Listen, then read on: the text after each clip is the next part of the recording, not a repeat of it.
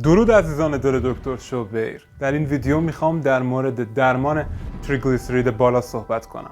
اگر با دیدن جواب آزمایشتون و یا از طریق پزشکتون متوجه شدید که تریگلیسیرید بالا دارید، باید بدونید که این بده. اما چیزی که در این ویدیو میخوام به شما بگم خوبه، خیلی هم خوبه. صدها هزار نفر در سراسر جهان تریگلیسیریدشون رو به حالت عادی برگردونن و این خیلی خیلی مهمه.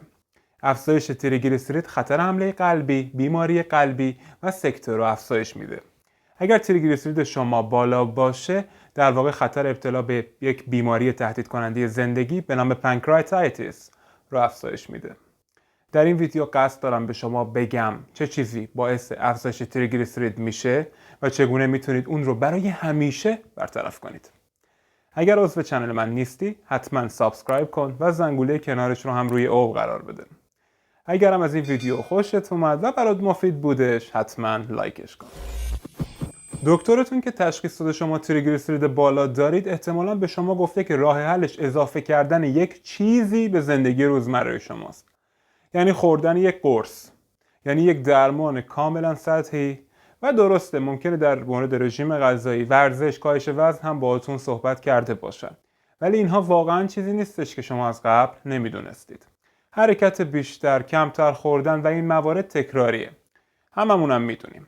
پس اکثر پزشکا سریعا میان براتون قرص مینویسن و خداحافظ شما. حالا چه استاتین باشه، چه اسید چرب امگا 3 قوی مثل لاوازا یا وسپا، یا فیبراتی مثل لوپید یا ترایکور، و این موارد تریگلیسیرید شما رو کمی کاهش میدن، درسته، اما علت اصلی تریگلیسیرید بالای شما رو بررسی نمیکنن. اونها به هیچ وجه مشکل اساسی که باعث شده شما تریگلیسیرید بالا داشته باشید رو اصلاح نمیکنن. همین امروز اگر ویزیت یک پزشک بشید، شاید به شما بگه که ژنتیکی اصلا هیچ کاری نمیتونید در موردش انجام بدید.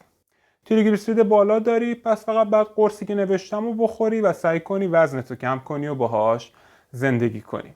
اما بذارید بهتون بگم که بخش ژنتیکی خیلی کوچکتر از این حرف هست و به این معنیه که برخی از افراد بیشتر از دیگران تریگلیسیرید دارن. اما باز هم این دلیل اصلی نیست و فقط احتمال توسعه اون رو افزایش میده. پس علت اصلی چیه؟ علت اصلی چیزیه که میخورید و میآشامید. بیایید فقط یک دقیقه در مورد مقادیر آزمایشگاهی برای تشخیص تریگلیسیرید بالا صحبت کنیم و بعدش من بهتون میگم که چه کارهایی میتونید انجام بدید از همین امروز به صورت رایگان تا به طور کامل تریگلیسیرید بالای خودتون رو معکوس کنید و اونو تا پایان عمر طبیعی نگه دارید. تریگلیسیرید بالای 150 میلی گرم در دسیلیتر شما رو در معرض خطر حمله قلبی، بیماری قلبی و سکته قرار میده. اگر سطح تریگلیسیرید شما بالاتر از 500 میلی گرم در دسیلیتر باشه، خطر ابتلا به پانکراتایتیس که میتونه کشنده باشه به شدت افزایش پیدا میکنه. تریگلیسیرید بالا یک عامل خطر تهدید کننده زندگیه، بنابراین به مراحلی که دارم در این ویدیو به شما میگم با دقت توجه کنید. مهمترین چیزی که باید از این ویدیو به عنوان کلید داشته باشی اینه که خوردن چربی تریگلیسیرید شما رو افزایش نمیدهد. تکرار کن با من، خوردن چربی باعث تریگلیسیرید بالا نمی شود. آنچه باعث افزایش تریگلیسیرید در پستانداران میشه خوردن بیش از حد کربوهیدرات کل و سپس انواع خاصی از کربوهیدرات. این همون چیزیه که منجر به تریگلیسیرید بالا میشه. بنابراین نکته شماره 1 اینه که کربوهیدرات مصرفی خودتون رو کاهش بدید.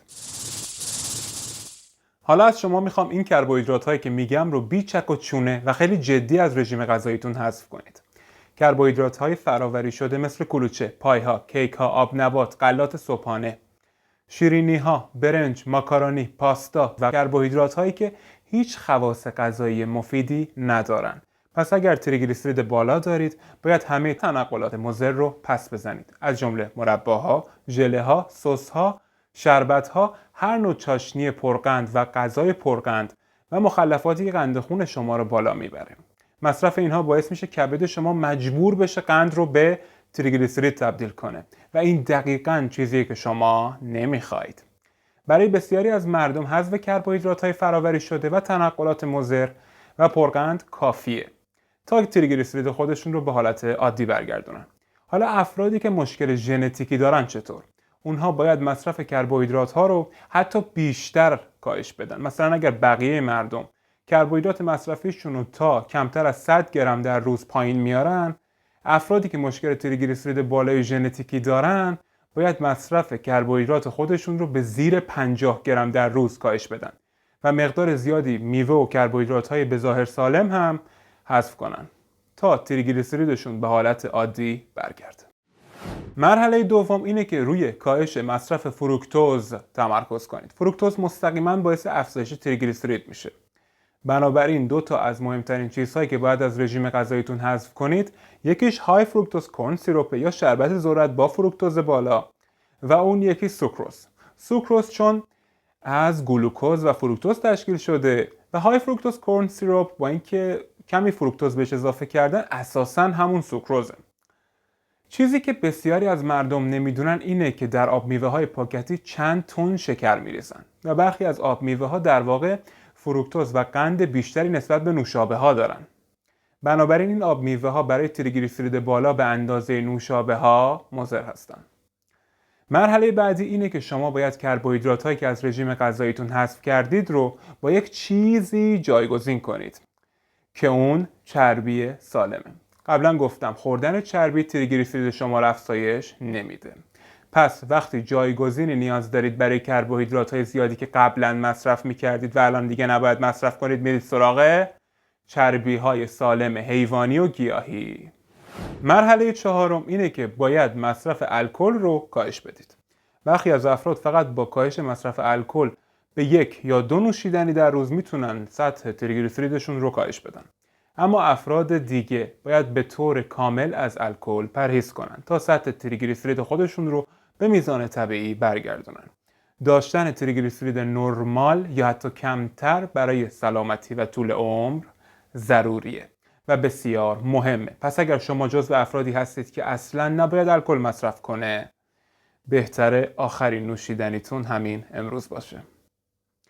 سپس مرحله پنجم اینه که تمام داروهای خودتون رو مرور کنید. هم داروهای تجویزی و هم داروهای بدون نسخه. چون در واقع فهرستی از داروها وجود دارن که تریگلیسیرید شما رو افزایش میدن. مثل داروهای فشار خون، کورتیکواستروئیدها، داروهای ضد روان پریشی، استروژن ها و از این جور داروها. سپاسگزارم که این ویدیو رو لایک کردید. حالا میتونی با ارسال لینک این ویدیو به دوست آشنایانت بهشون نشون بدی که به فکر سلامتیشون هستی. همونطور که میبینی ویدیوهای دیگه‌ای هم هستن که میتونید به سادگی یک کلیک از مطالبشون بهره مند بشید. دوستتون دارم عزیزای دلم. مراقب هم دیگه باشید. بدرود.